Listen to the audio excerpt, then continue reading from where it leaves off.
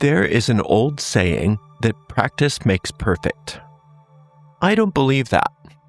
I always say, practice doesn't make perfect, practice makes permanent. Whatever we repeat, we strengthen. Whatever we rehearse, we become more skillful at doing. That can be wonderful when we are practicing something correctly, but when we practice carelessly, we can also become very skillful at repeating our mistakes. A musician can learn how to practice with tension. An athlete can learn how to practice with poor form. A speaker can learn how to practice rushing. And a magician can learn how to practice distraction, doubt, impatience, strain, all without even realizing it. So, before we try to develop any important and enduring magical abilities, we must start with something much more fundamental. We must learn how to practice. This lesson begins a new kind of work here at Ariel's Corner. We spend a great deal of time discussing magical principles. We also perform some magical operations together. But magic is a craft, and every craft requires practice. You cannot become a musician simply by reading books about music. You cannot become a painter by studying the history or theory of painting. And you cannot become more capable at magic merely by collecting rituals, correspondences, spells, and techniques.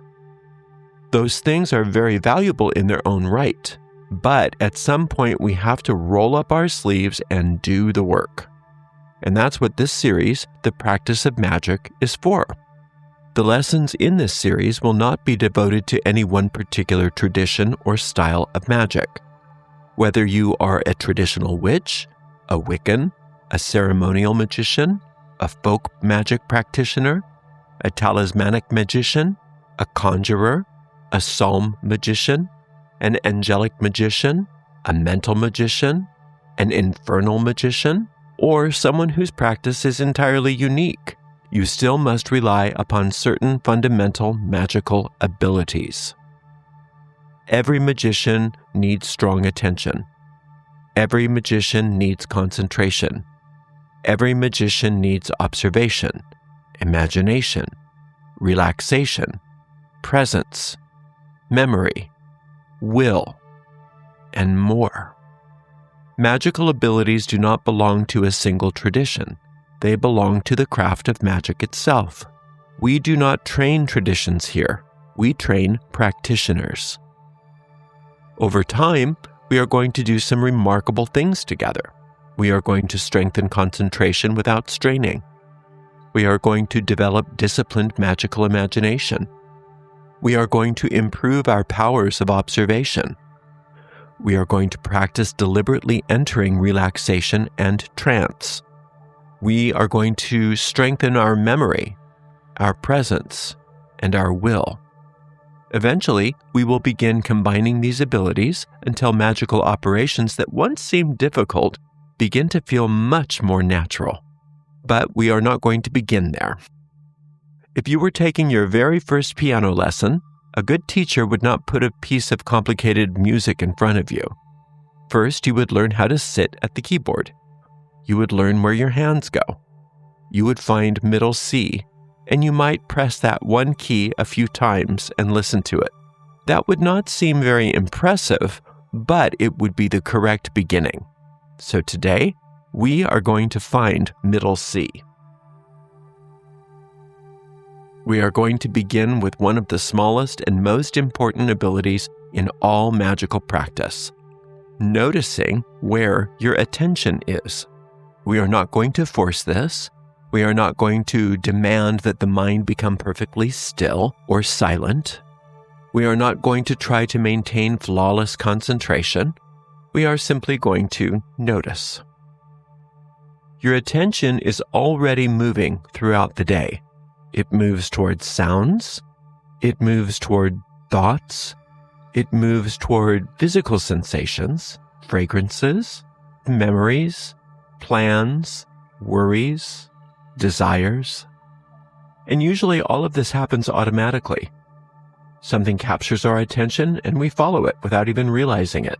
But effective magical practice requires us to develop a conscious relationship with our attention. Before we can learn to direct our attention, we must first recognize where it is. Before we can hold it somewhere, we must notice when it has moved. So today, we are not going to try to become masters of concentration. We are going to become acquainted with our own attention. And that's enough. So, here we go. Find a comfortable position. You do not need to sit in any special posture. You may sit in a chair, on the floor, or even lie down, provided you can remain awake and attentive. Let your body be comfortable and supported. Allow your spine to feel natural, and let your hands rest easily. There is nothing you need to achieve. There is nothing you need to prove. For this first exercise, you will keep your eyes open. Let your gaze fall on one simple object near you. It doesn't need to be anything in particular. It can be a candle, a cup, a doorknob, a book, just something that remains still. Allow your eyes to gently rest upon it. Look at the object. You do not need to study it. You do not need to describe it. Simply allow your attention to rest there. And then notice what happens. Maybe a thought appears. Maybe you become aware of a sound or a smell. Maybe you remember something you need to do. Maybe your eyes remain on the object while your attention goes somewhere else entirely. All of that is perfectly fine. The moment you notice your attention has moved, gently return it to the object. Don't scold yourself. Don't tighten your body. Do not say, "I'm terrible at this," or "I'm going to make this happen." Just notice it. Return to the practice. There is no wrong experience here. Let's practice this quietly for a little while.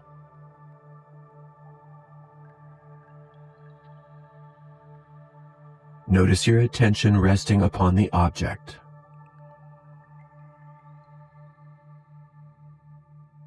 When your attention moves, notice and return. And do this on your own for a few moments.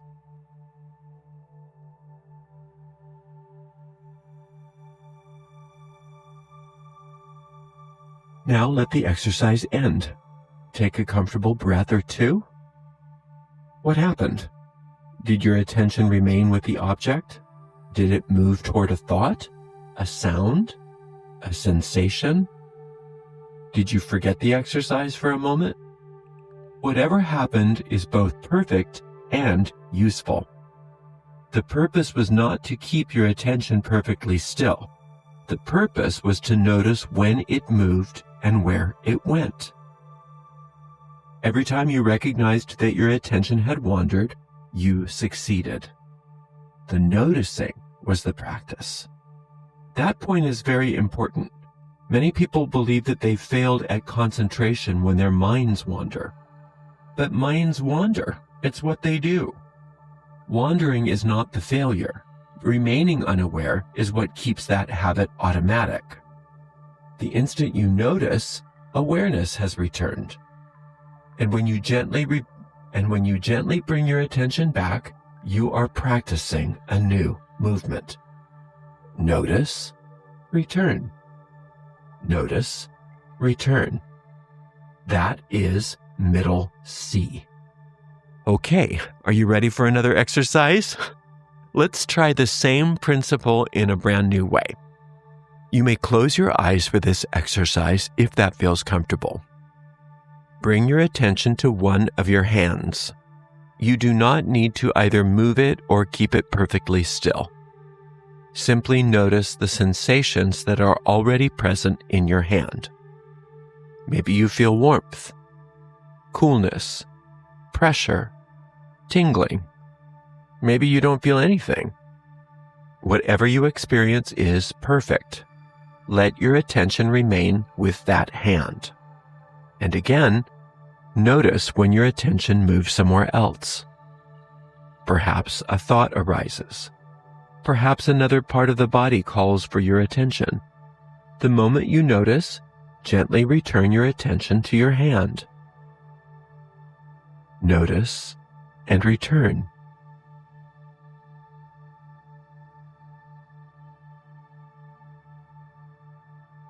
You are simply learning to recognize the movement of attention.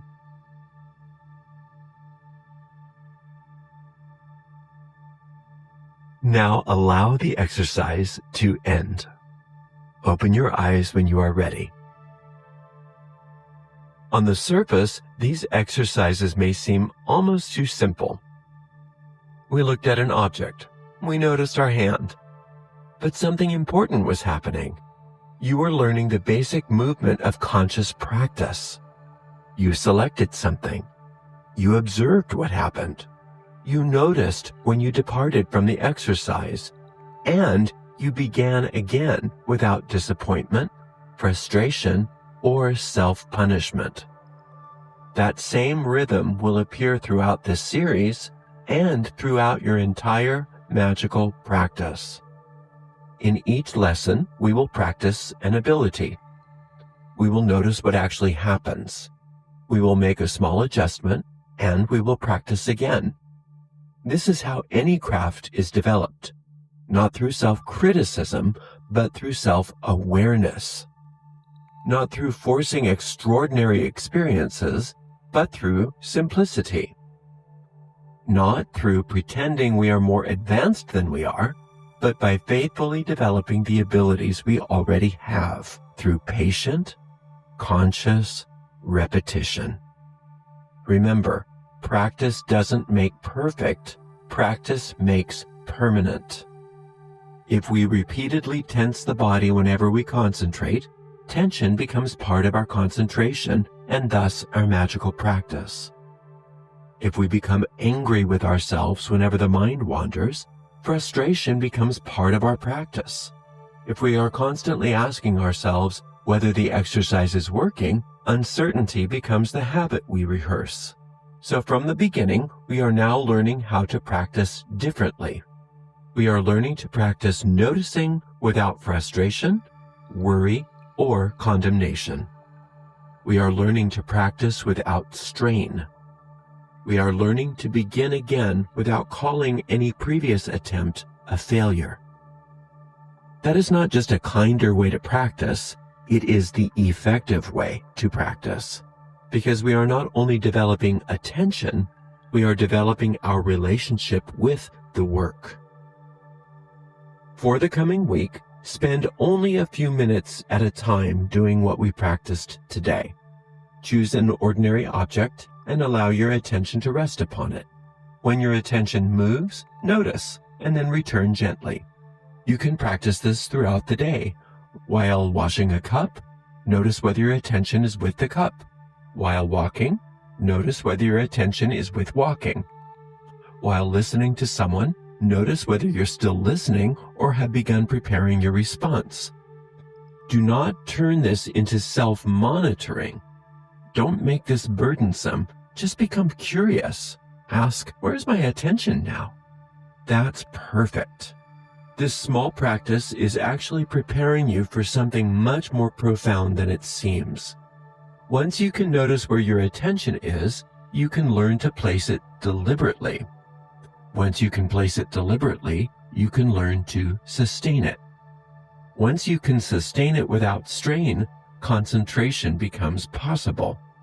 And concentration will help you with ritual, talismanic work, prayer, conjuration, meditation, visualization, spellcraft, and every form of magical operation you can think of.